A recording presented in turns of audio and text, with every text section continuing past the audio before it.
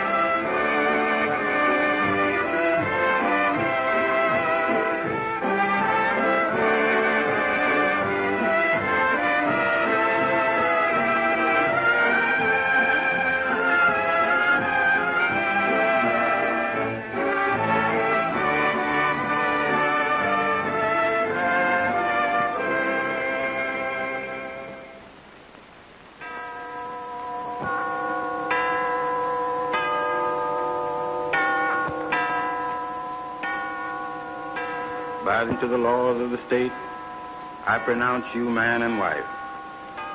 You may now kiss your bride.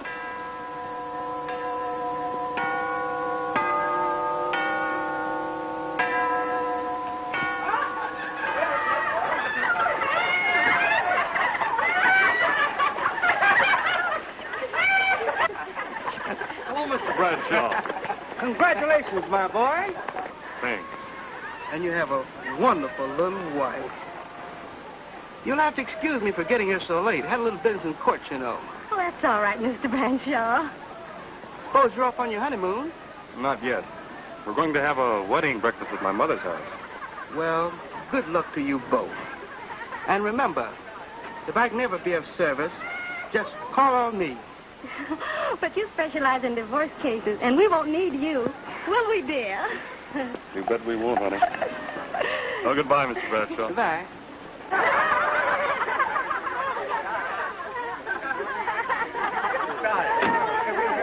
Where you spending your honeymoon, Bob? Niagara Falls. That's bad. A friend of mine spent his honeymoon there. Didn't sleep a wink. He said the falls kept him awake.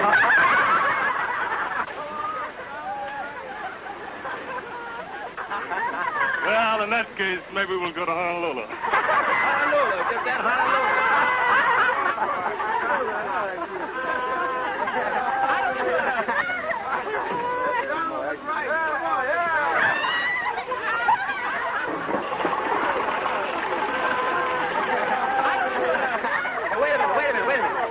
organize. Who's going with me?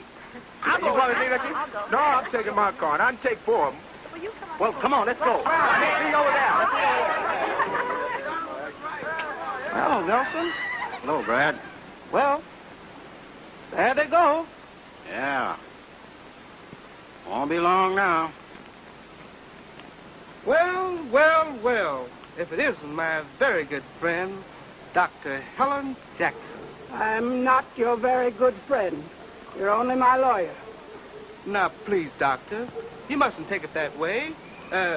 Detective Nelson, Dr. Helen Jackson. I don't like detectives, especially fat ones. How do you do, Mr. Nelson? Mr. Bradshaw, I'd like to see you at my home right away. I want you to make out a will. A will? Yes, a will, my will. Don't you know how to make out a will? Why, yes, of course, but who's to be your beneficiary? You haven't got any... That's none of your business. Good day, Mr. Nelson. Oh, how much are you going to charge me? Oh, I guess it'll be worth about... Never mind what it's worth.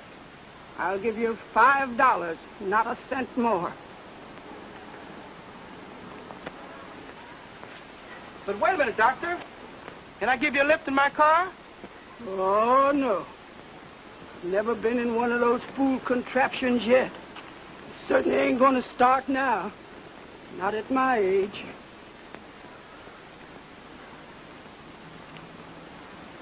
They tell me that old lady's got enough money to burn up a wet mule. She's got money, all right. But where she keeps it, no one knows.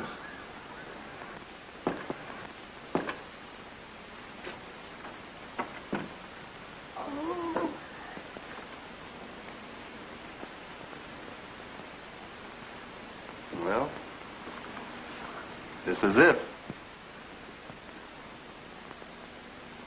Oh, Bob, this is lovely. Aren't you glad it's all over? You bet I am. But didn't we fool the gang when we told them we were going to Honolulu on our honeymoon? Mm-hmm. But this is going to be a better honeymoon than we could have any place else in the world. Isn't it? Yes, dear. In our own little home. And all alone.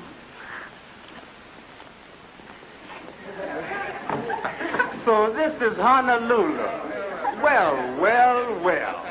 Say, we might run into Bob and Eleanor Lindsay here. That's They said they were coming to Honolulu on their honeymoon. Where are they? Well, doggone. Look at there. Oh, yeah. Say, what is this? Bob, my boy, this is the beginning of a party. When it'll end, nobody knows. What do you say? I think that would be lovely. Well, why not? Oh, boy. Let's go. Listen, boy. Folks, the party is on. Well, what are we waiting for? Well,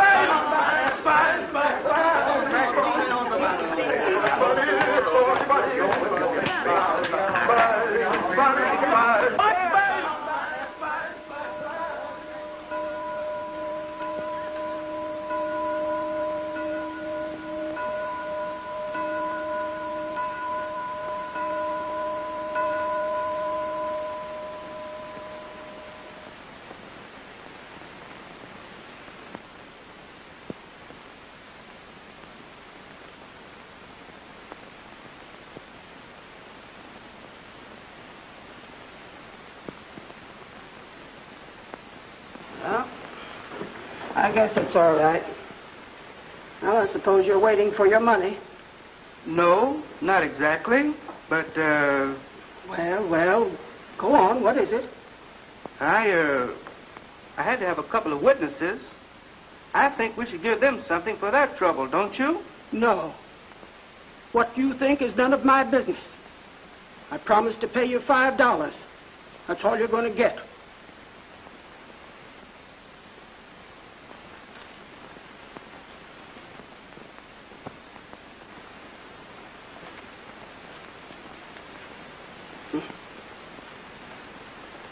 Good day, Mr. Bradshaw.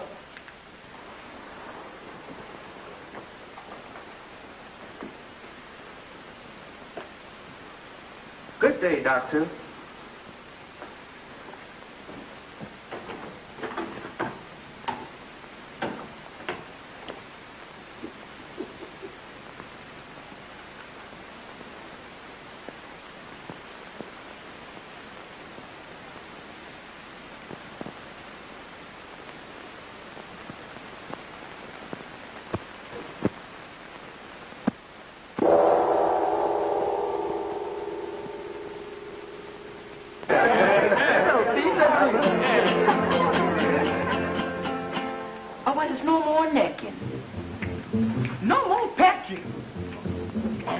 nothing that's fun. And now, old pal, you'll soon find out that two can't live as cheap as one. So long, old pal, so long goodbye. The hour party makes us cry. But here's one thing you must know, that you can't run with us no more. So long, old pal, so long goodbye. Perhaps we'll meet again on high. We thought that you would always be a champion of liberty. So long, old pal, so long goodbye. We'll meet again before we die. You absolutely nullified Mr. Barney Bear's the most famous ride. So long, old pal, so long goodbye. We haven't even asked you the reason why. You surely didn't go back on old George, who fought so hard at Valley Forge. So long, old pal, so long goodbye. The hour of parting really makes us cry. Give our regards to your wife and say goodbye to paradise. So long, pal. We surely hate to leave you. So long, pal. It's yours, Johnny Beaver. So long, pal. We gotta get out. So long, old pal. Goodbye.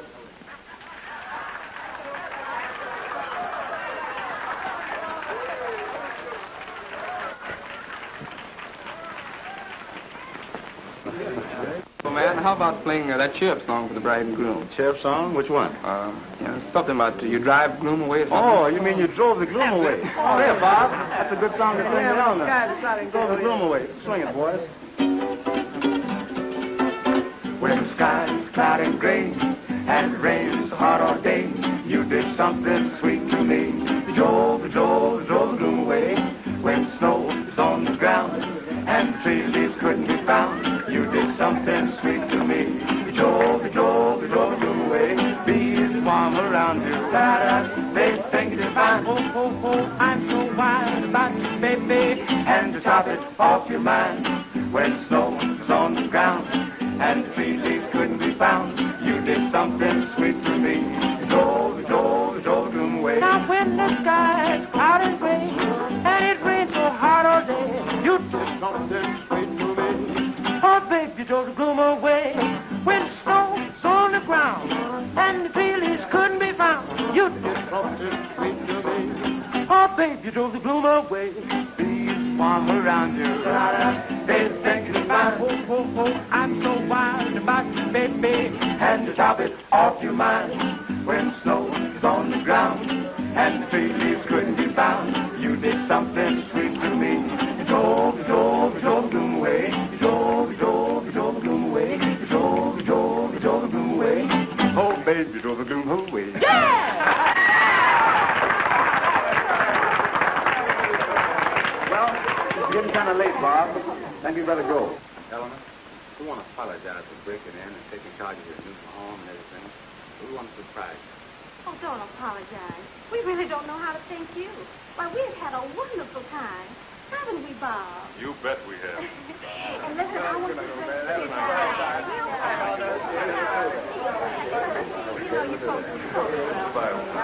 and bring the boys over real soon, will you? Sure, anytime, Eleanor, anytime. And Fred, when you and Martha get married...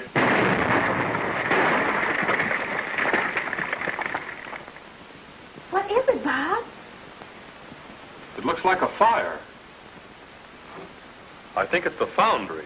The foundry? That's what it looks like from here. And if it is, I won't have a job to go to in the morning. Well, why don't you go and see if it really is the foundry? Yes, come on, we'll drive over my car. Oh, but this is our wedding Yes, night. but that fire's probably burning you out of a job. Come on, let's go. Go on, Bob. They're waiting. Okay, honey. Run along and get a rest. Oh, but I'm not going. And why not? Oh, I don't like fires. And besides, I'm a little tired. You run along. I'll wait. Nothing doing. I'm not going to leave you in this house all alone. Robert James Lindsay, are you going to quarrel with me on our wedding night? Now, you run along and see what's happening to your job. Oh, but honey, I don't want to. I'll be right here when you come back. Safe, sound, and waiting. Waiting?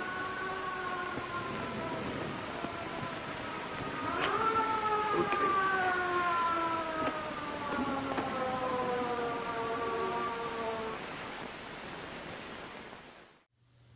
By far the most interesting character in this film is Dr. Helen Jackson, played by veteran actress Laura Bowen. Dr. Jackson is, to the best of my knowledge, the first female mad scientist in film history. She is not associated with or assisting any male scientists. She is entirely there in her own right, doing her own work under her own steam. And I believe again that this is a first. The character of Dr. Jackson is introduced as a thoroughly unpleasant person with a nasty streak and a tendency to reject other people and conventional ideas. This is made very clear in the introduction. But she's also introduced as a wealthy and respected member of her community and a clearly well-established scientist, which I think is very forward-looking for 1940. Happy Halloween, folks, and welcome to the month of October, and I'm hoping you're going to enjoy this wonderful festive season. HalloweenPsychicFair.com, where our online psychic fair is occurring, is where you can get seances, classes, and psychic readings to your heart's delight.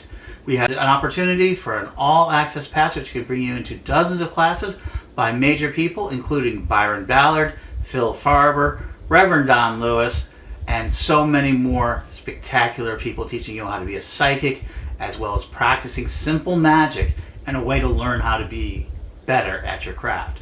Plus, we are going to add on these magical seances with Reverend R.J. Greenfield, Reverend Don Lewis doing these major psychics. Plus, we're going to have some great people doing just ordinary readings for you, if there's anything ordinary about a reading. So check it out, HalloweenPsychicFair.com, one of the greatest places to be. It'll be running through the entire month of October, and you'll be able to enjoy it. So check it out, look at it, enjoy, HalloweenPsychicFair.com. Join us today, and happy Halloween. Hello, this is Reverend Don Lewis coming to you from witchschool.com. Are you looking for the best in pagan and magical education? With more than 12,000 pages, witchschool.com is like having your own personal library with individual learning assistants to help you study. And Witch School's Anyone, Anytime, Anywhere education system is available any place on Earth, anywhere you are and anytime you want it, as long as you have an internet connection. Witch School's lifetime memberships are a great value. They really do last a lifetime. They've been there for years and they'll be there for years to come. So get your membership today at witchschool.com. October is here, and you know what that means. We pagans get on our broomsticks and gather together during the witching hour. One of the biggest problems us pagans face is that we have very little space. And how do you keep our altars with us? Don't fret, because at Moonlight Potions and Charms, we have the passion in designing products that will help you to embrace the power of your own magic. With the tap of the wand, the altar on the go contains everything you need to set up your magical altar, even in the smallest of spaces. Or the altar on the go, ultimately wicked special edition, jam-packed with more items for your magical need. Our new arrivals include altars designed to honor the Voodoo Queen, Madame Marie Laveau, Santa Morte, as well as our beloved ancestors. There is so much more in our Wicked store to help you embrace the power of your own magic. So come on in to Moonlight Potions and Charms at www.moonlightpotioncharms.com and discover the wicked things that ignite the magical passion in you. Son of Ingagi is what is called a race film. Race films are films that were made using all African-American or primarily African-American casts and aimed at an all African-American or primarily African-American audience. In the southern United States, race films were shown in segregated theaters to all African-American audiences, and in the northern part of the United States, they were aimed at primarily African-American neighborhoods, where they still played to primarily African-American audiences, but could draw a mixed audience as well. The race films were produced by small independent companies and usually on very low budgets, but some of them are very good and very creative. There were also race films that were targeted at Asian American audiences as well. The so-called race films remained popular until after World War II, when big Hollywood studios began to offer better stories and better parts to African American actors and African American audiences, and the perceived need for the race films began to evaporate.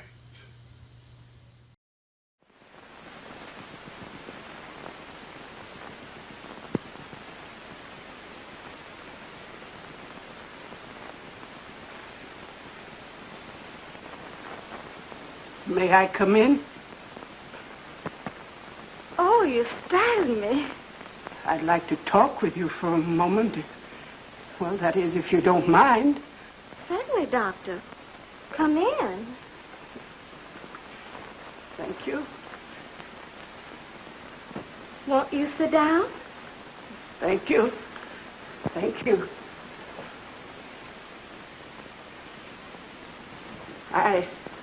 I just come over to thank you for inviting me to your wedding. Oh, thank you for coming. Yeah, but what I want to know is, just why did you invite me? Really, I don't know what to say, except we were trying to select the best people in town. And you feel that I am as important as Mrs. Jones and Mrs. Bradshaw and people like that? Why, Doctor, I think you're much more important. And you really wanted to invite me in spite of all the evil things they say about me? I most certainly did. You see, I know a lot about the good deeds you've done. And I don't think there's any truth in the things people say about you. I also know it was you who paid the mortgage on the colored children's home. Who told you that? My foster parents. They told me many things about you. They knew you even before you went to Africa on a missionary. Didn't they? Did you know my real parents? I knew them both very well. Your mother and I were schoolmates. I introduced her to your father. They fell in love with each other, and they were married. I've often wondered what they were like, but all I know about them is what I've been told. They're both dead, child. They were killed in a tornado when you were 10 months old. It was only a miracle that you escaped. Your parents were good people, both of them. I last saw them on the day they were married. After that, I went to Africa. Your mother looked just as you do now. I might have been your mother. She was younger than I was. Youth must be served always. You loved my father, too. I loved him, too.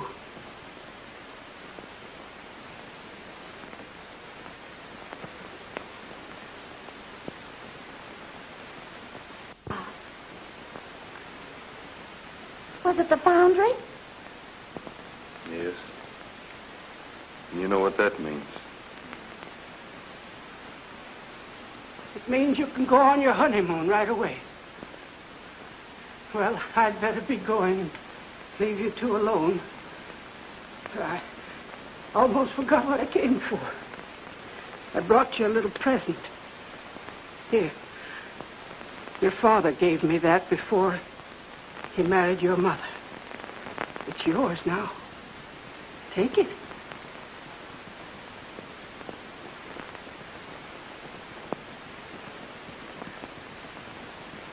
You're the only person in the world I'd give that to. I hope you like what's inside. Well, good night. Good night, Doctor. Good night. And pleasant dreams.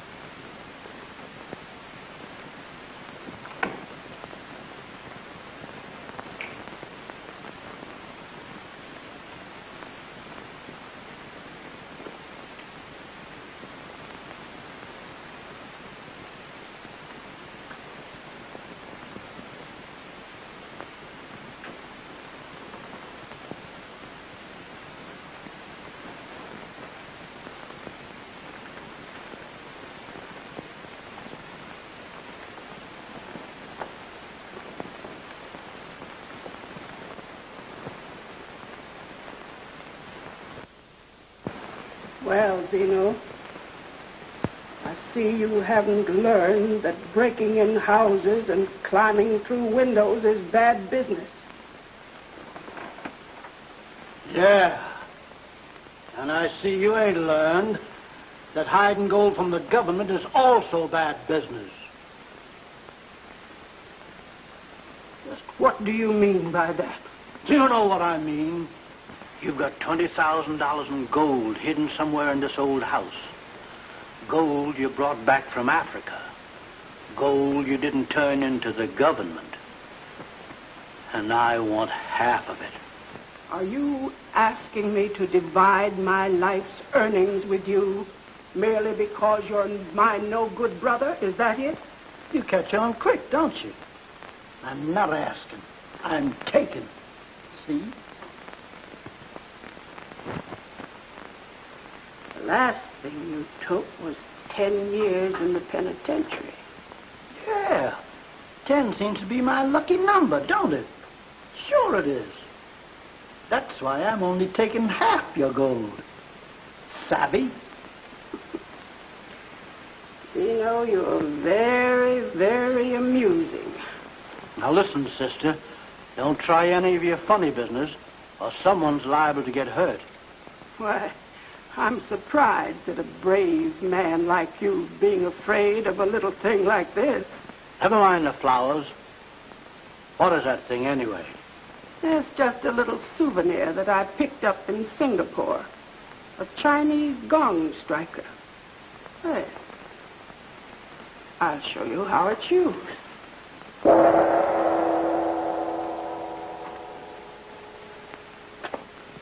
That didn't hurt you? No, and it won't do you any good. Because if you try any of your black magic on me, I might forget that you're my sister. I'm afraid I don't quite understand you, Zeno. Don't look now, but there's a great big man right behind you. Listen, Helen, that gag's as old as the hills. Why, they've even set it to music. Is that so? Well, that's just fine. Because Ingina likes music. Don't you, Ingina?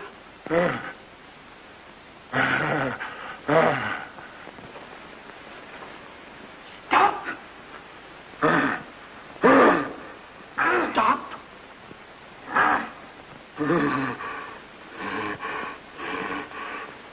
By the way, Zeno, did I understand you to say that you were taking some gold or something? No. All I want to do is get out of here.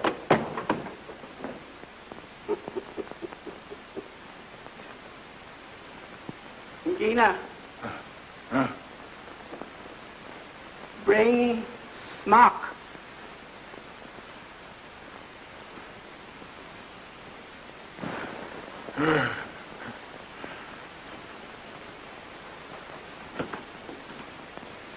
Just think, she's kept us all these years, and now she's given it to me. I guess she loved your father very dearly. But she must have been a lot older than he was. I think older men, not too old, always make the best husband. Oh, you're just saying that because I'm older than you are. No, I'm not, dear. I'm saying it because it's true. Yeah, I guess you're right. What do you say we turn in?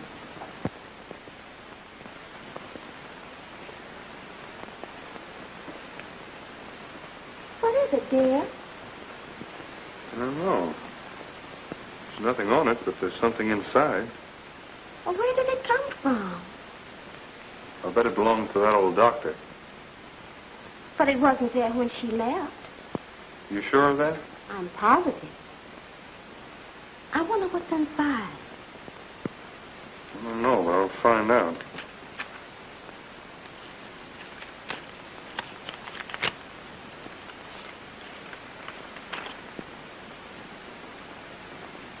My secret is a message from the grave. And says, seek and ye shall find, Knock and the door shall be open unto you. Why, that's in the Bible. Here. And look. This sketch is just like that locket she gave you. That's right.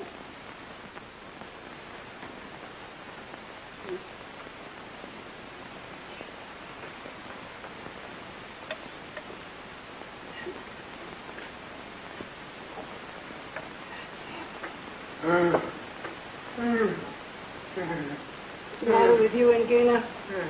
Stop that noise now.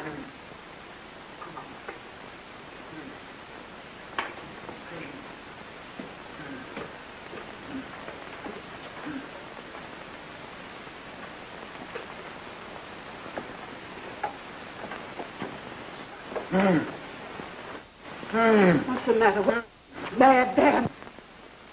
Now look what you've done. I told you not to play with that knife. Now you've cut your finger. Wait a minute, I'll fix it for you. Bad boy.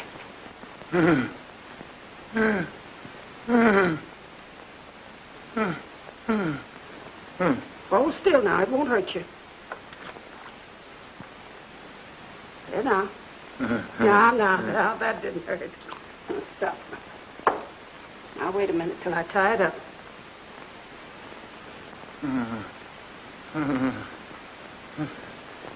Hold still now. Stop it. Stop it. You leave this on. You do that again. Stop. Now, go ahead. Go on now. Don't do it again.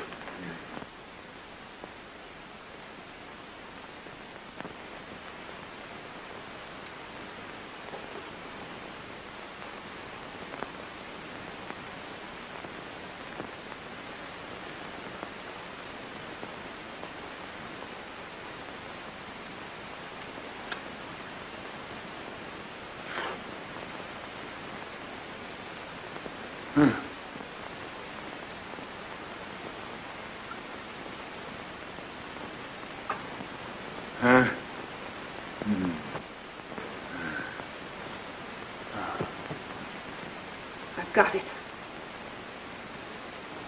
I've got it. The greatest discovery in medicine since Louis Pasteur.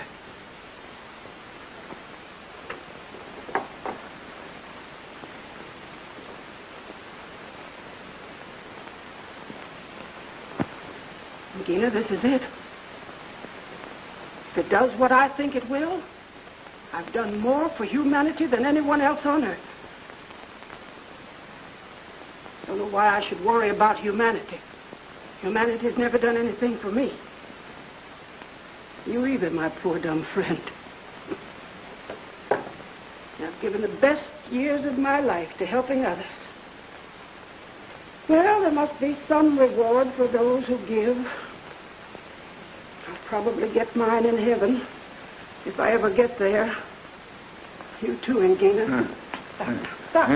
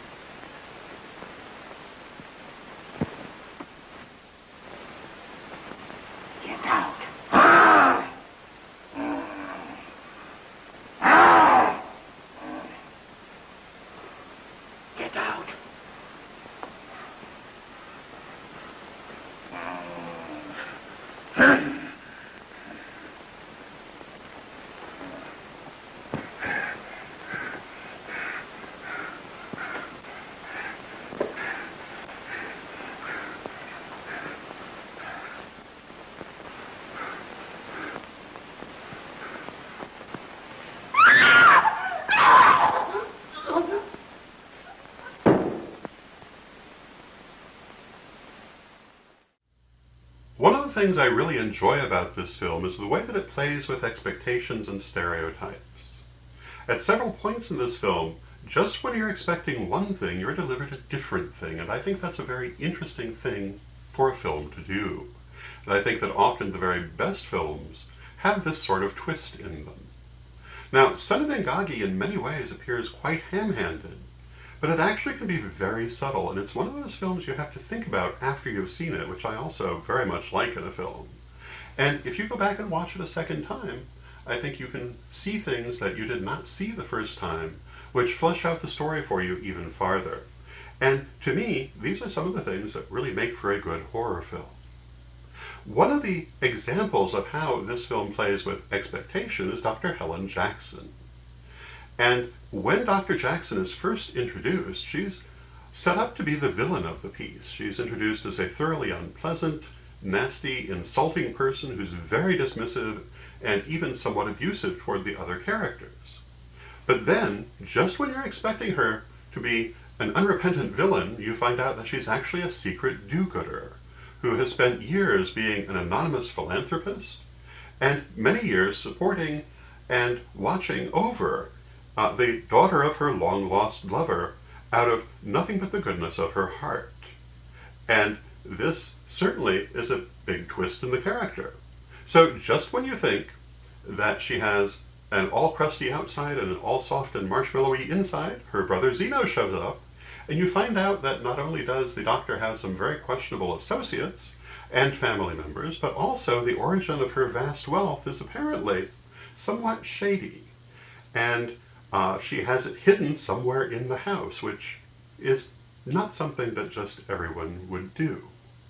And therefore, once again, the character has twisted. And of course, she also keeps a monster in the basement, as one does, which adds to the character even farther. So I find it a thoroughly interesting characterization. And did you catch that she also practices magic? This comes from one single line from Brother Zeno, but it's a very important line. And in my opinion, this film only holds up if we assume that he means this literally and not just as a misguided insult. There are a number of places where one has to assume that the doctor was practicing the psychic and magical arts for the script to make any sense. But if you do make that assumption, it does make sense. And it's this relatively hidden factor that makes this not only a horror film and a monster film, but also a metaphysical film.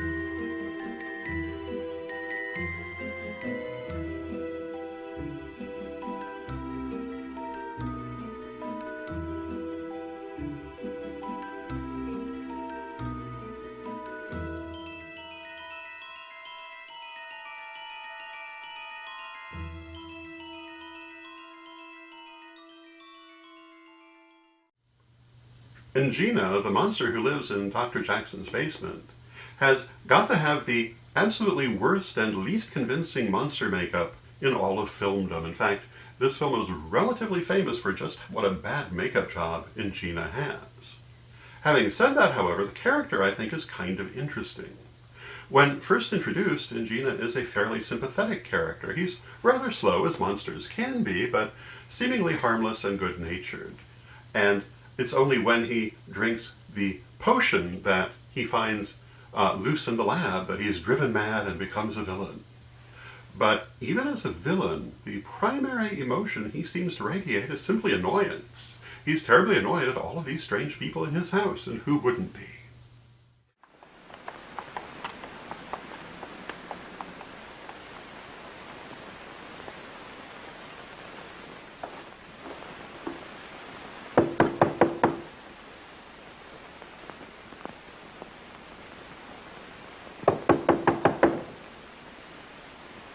She's not home, Bob. Oh, there must be somebody home. The lights are... Don't go in there. Come on.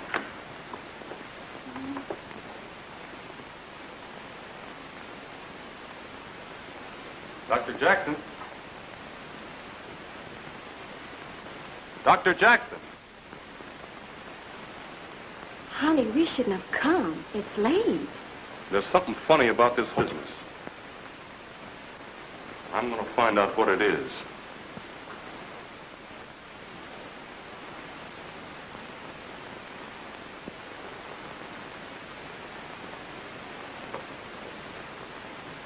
I wonder what happened. I don't know.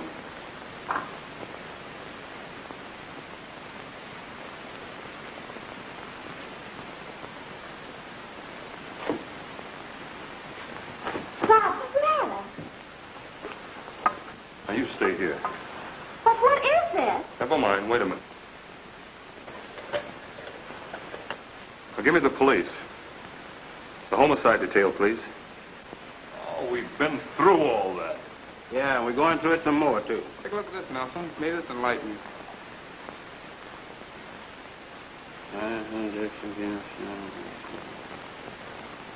Ah, so you're a total stranger around here, huh? I give, devise, bequeath to Eleanor Ruth Lindsay all my property, both real and...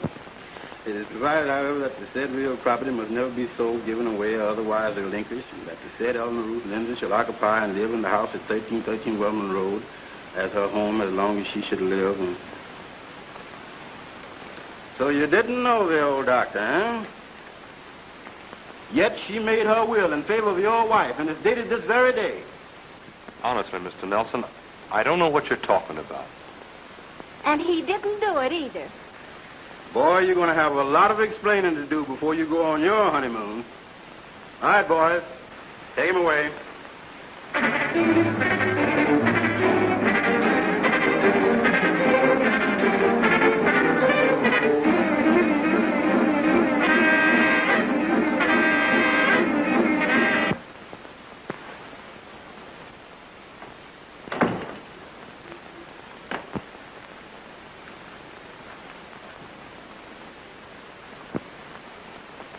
Is that you, Bob?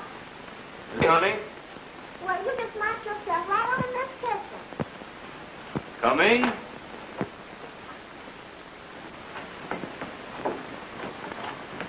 Now, honey, what's the trouble? Bob Lindsay, if you don't stay out of this icebox, I'm going to tear you to pieces. Have you got a ticket? Well, honey, what are you talking about? Last week you ate all the roast stuff that was left, bones and all. So gloomy here. Bob hasn't been deaded since the foundry burned, and that, too, has made it very hard. And the finance company is threatening to take our new car. Yes, that's what I thought. Where is Bob? I was hoping to find him here. He'll be here in just a moment. He just went to the market just around the corner. Well, that's fine. I want to talk to you two about giving up this old place and moving into better quarters. Yes, but what about the will? Don't worry about that. I'm the executor, you know, and I can take care of that very easily. In fact, I've already made a deal for this place. And all we need is your signature. I would have to talk that over with Bob. Oh, excuse me, please. I have something in on the stove cooking. You just sit right down and make yourself at home. Bob will be back in a jiffy.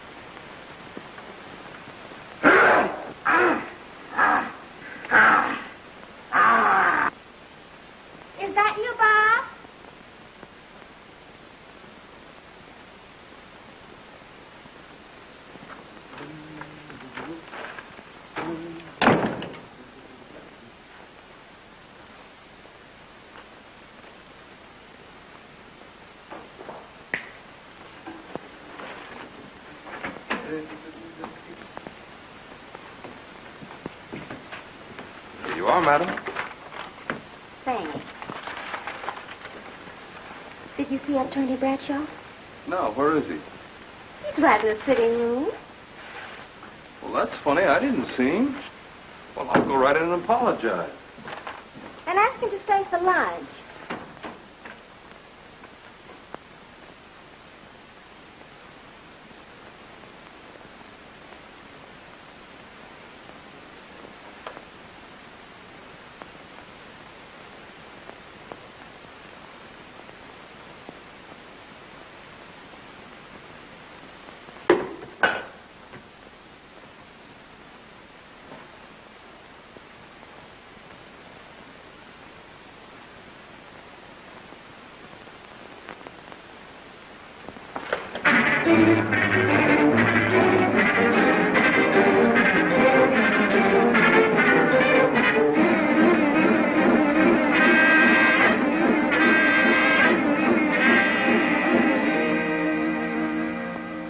Yes, sir.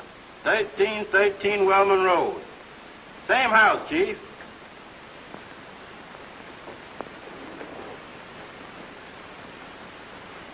Yes, sir. No, sir. Yes, sir. It had been made out, but hadn't been signed.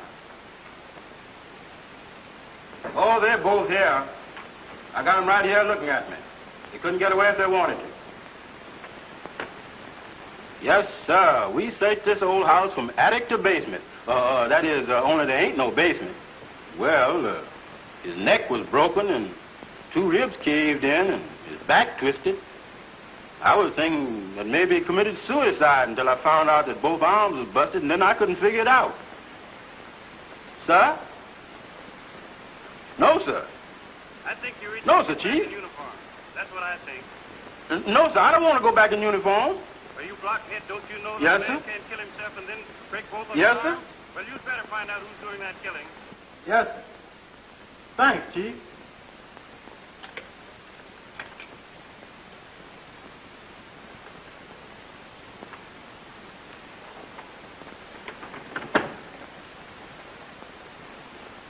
I was going to leave Jones here with you folks, but the chief thinks this case needs a real detective on it, so I'm going to stick around. You can go now, Jones. I'm sorry, we haven't got an extra room to put you up in, Mr. Nelson. But we can spread a blanket on the sofa and you can stay there. Oh, don't worry about that, my boy. The law never sleeps. You folks better run along and get some rest. I'm going to take it easy for a while and do a little thinking. Good night. Good night, Mr. Good Nelson. night, Mr. Nelson.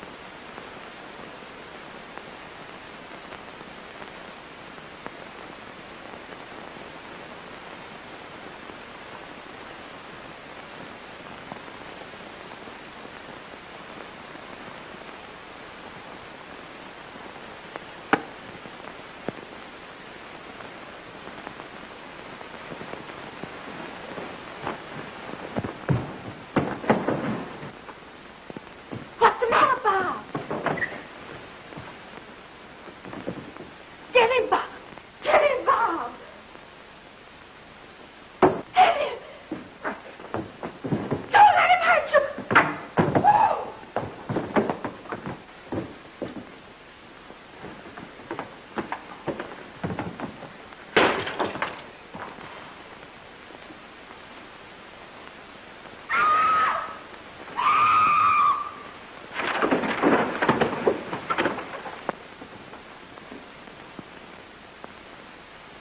Bob.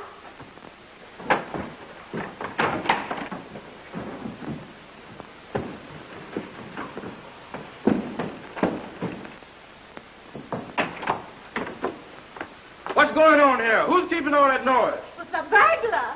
What burglar? Where? When? He went out of that door.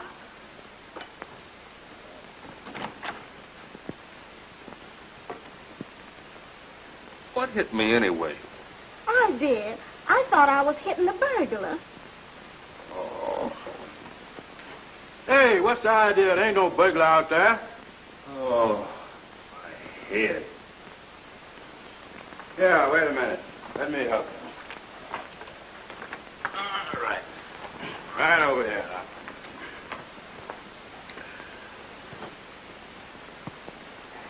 All right. Now, you'll be all right in a minute. But the burglar, he got away. Oh, you just take it easy. Don't you worry about no burglar. If there's any burglars around here, I'll find them.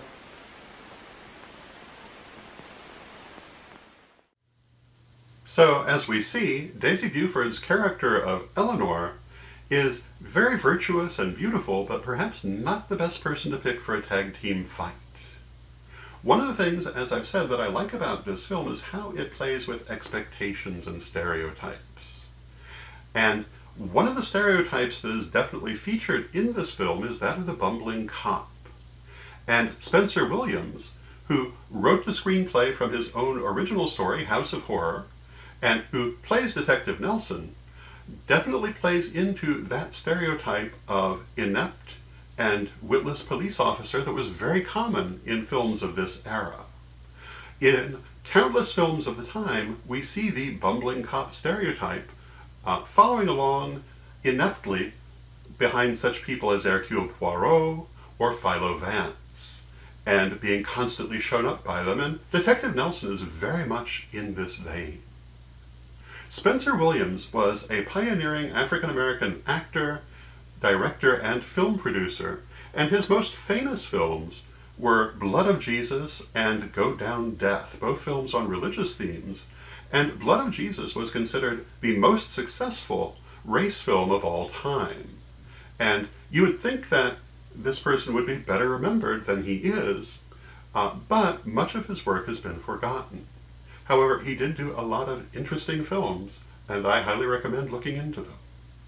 And now, let us have a few more messages, and we shall then return to our film. Greetings, I'm Lady Nikki Kirby. You may recognize my voice from Witch Hat Chats. It is a privilege to be participating in the Halloween Psychic Fair.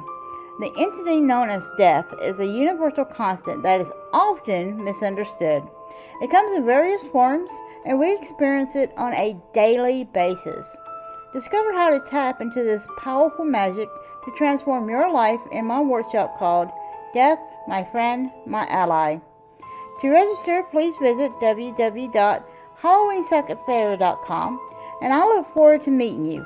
Have an amazing day.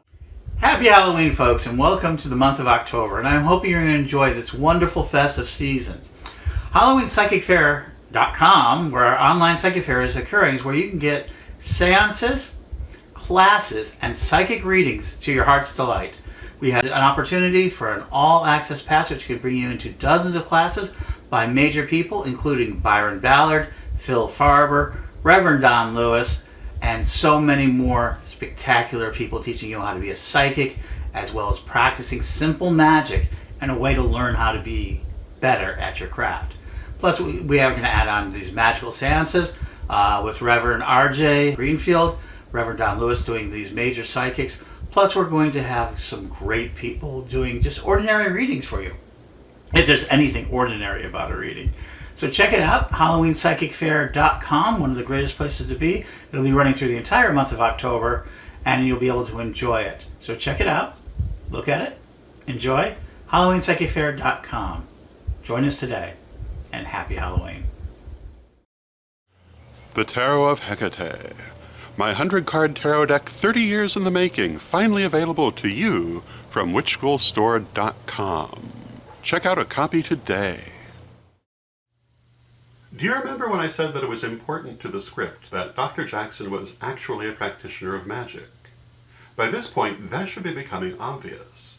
At several key points in this story, notes show up that Dr. Jackson has written before her death, which could only have been written if we assume that she had precognition. And these notes move the story along and make absolutely no sense if we don't assume that Dr. Jackson was a magic user. But if she was, it's clear that she was using her precognition quite actively, and that she wrote these notes, perhaps not quite knowing what they were actually going to be for, but because Spirit moved her to do so and left them where they could be found. Logically, they make no sense, but magically, they make a lot of sense, and we who are on magical paths know how that can be.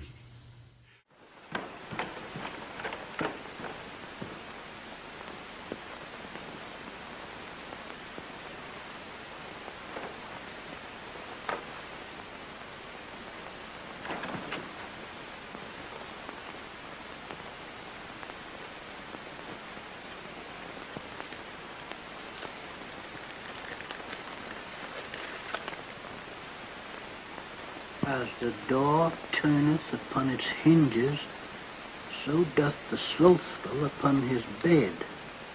Proverbs 26:14.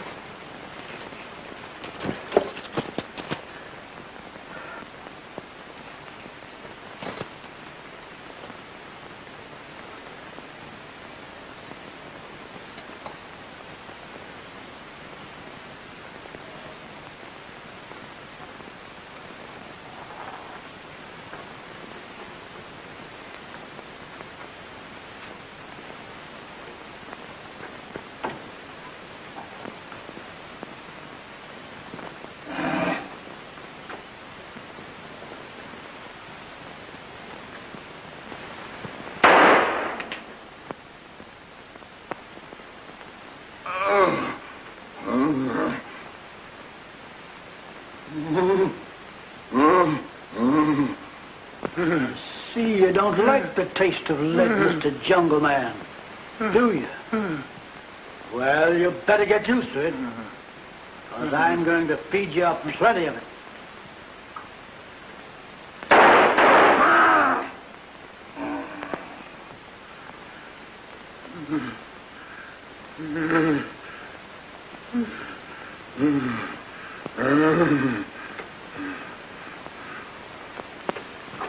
You're a tough old bird, ain't you?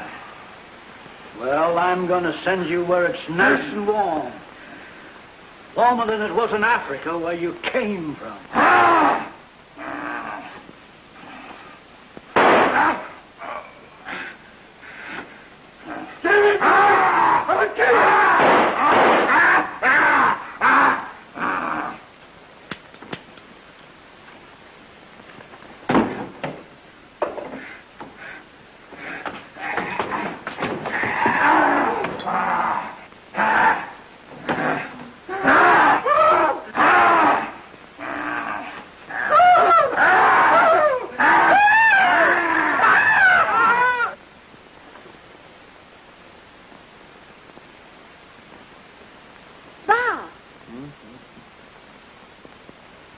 Huh? What's the matter? I thought I heard some shots. I don't hear anything. It must have been a car backfiring. Oh, my head.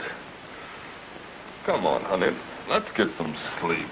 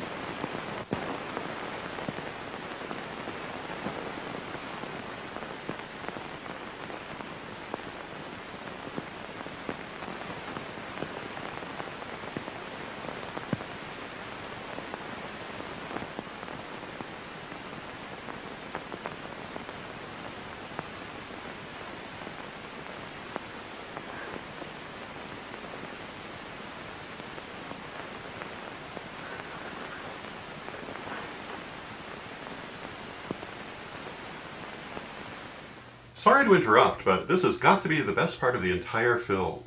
The beautiful heroine collapses into Ingina's arms, and his reaction is, "What the heck is this?" It's a classic. Let's watch it again.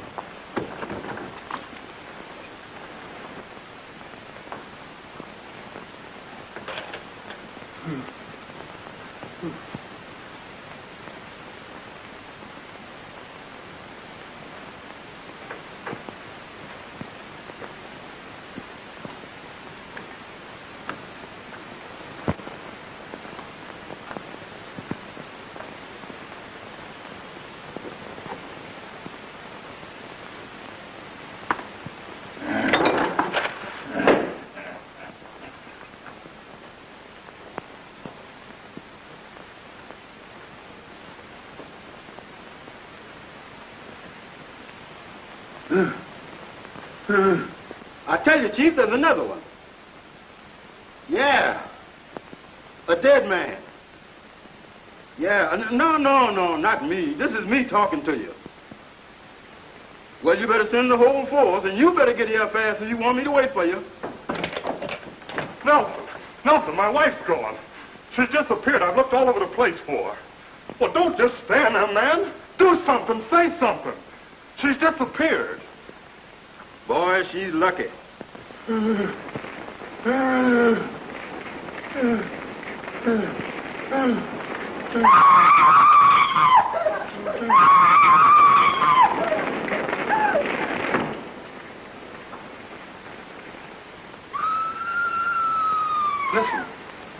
You hear that? That's Eleanor's voice. You hear it? Hey, look.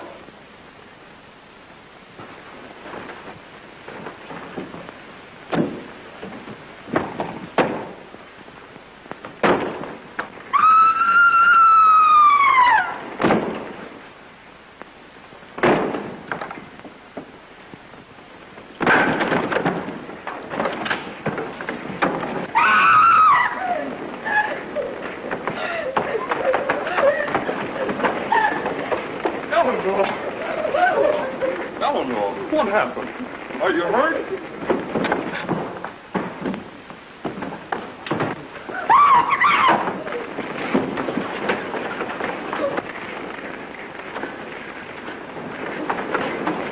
Hey, you! You're under arrest! Come on, put out your hands! Hurry up!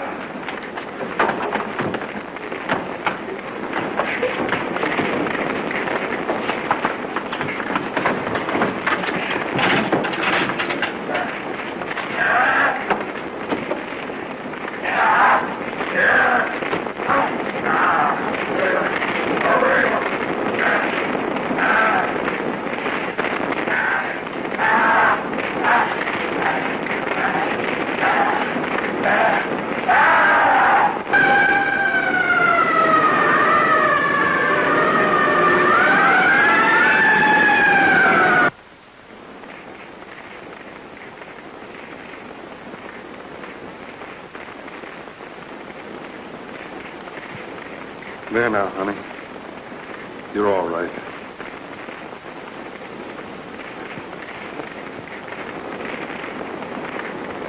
All our troubles are going up in smoke. Oh, but Bob, everything we've got is gone. Our furniture, our clothes. Don't worry, dear. I'm almost glad it's over with. Anything's better than living in that horrible house. What happened? Mister, if you can tell me anything that didn't happen, I'll put in with you. Where's Nelson? He's in there, I'm afraid.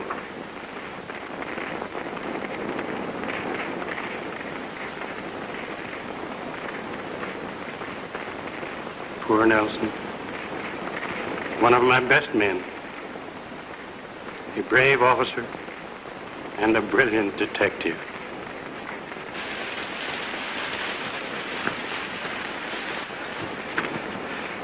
Thanks, Chief. How did you get out? Never mind how. If you'd have seen what I saw when I come to, man, oh man. And I was going to rest that thing. I'd have been here a lot sooner. But these things are heavy. What are those? Well, they is... Never mind. Where'd you get them? Well, I was... Shut up! Who does it belong to?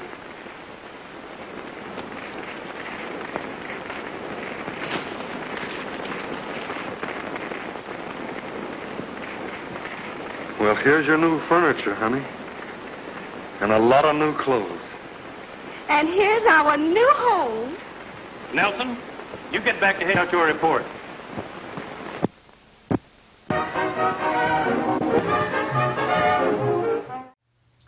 So that was Son of Ingagi, and as we see, Dr. Jackson's magic has brought Bob and Eleanor through to a happy ending, if perhaps a little too convenient an ending, but hopefully magic does that for us. Next week our film will be Dementia 13, the first feature-length film directed by Francis Ford Coppola, and it features a ghost story. Amazingly, it is actually in the public domain, and we'll bring it to you next week, and until next time, may you blessed be.